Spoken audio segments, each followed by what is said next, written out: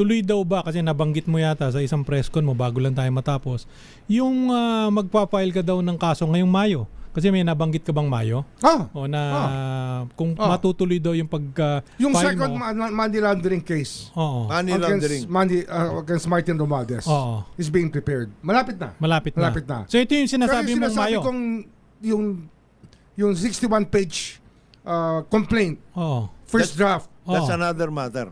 mayroon pang, mas mabigat yun. Mas mabigat Ito yung yun. conspiracy to commit plunder, which will involve everybody. Itong una, Senate and House. Senate and everybody involved. Ayun. Malapit na yan. Malapit na yan. Kaya makapal. Conspiracy na yun. Saka, we will detail.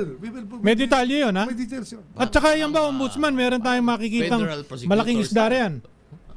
Ha? House and Senate nga eh. House and Senate May nga. malaking isda tayong Ako sa makikita. Senate House and Senate nga. Hindi kwan yan. Congressman and Senator. Hindi dilis yan, ha? Hindi. Ito, malaki.